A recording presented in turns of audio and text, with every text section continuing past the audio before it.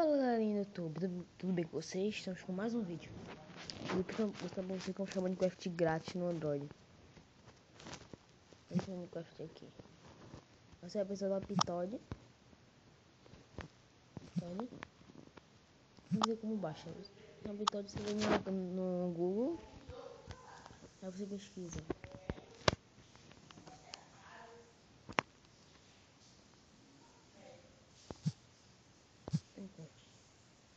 A Pitoid.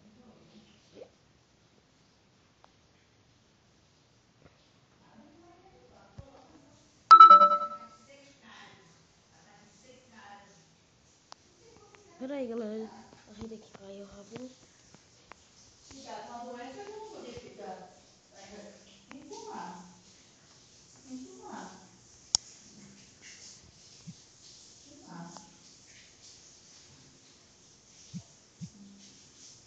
Vamos galera.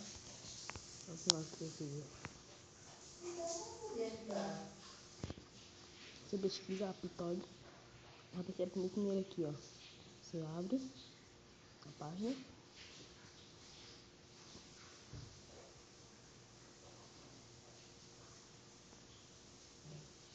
Você vem aqui instalar a Pitoid. Não vou instalar porque eu já tenho. Vou instalar a Pitoid, você baixa. Não, você instala. Aí você vem nele.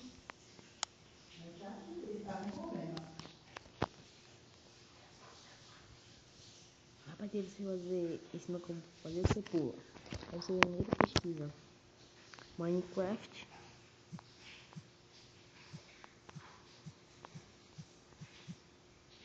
PDF. Você espera. Aqui, Minecraft PDF.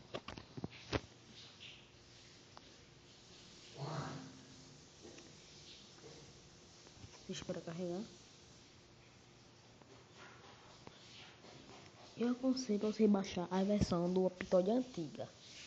Mas põe em cima, aí você vem e instala. Pronto. Baixou, abrir. É pra vocês. Eu tenho uns amigos que eu fiz.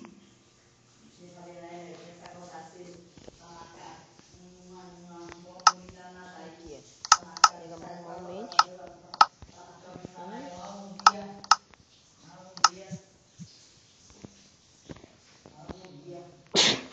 E aí?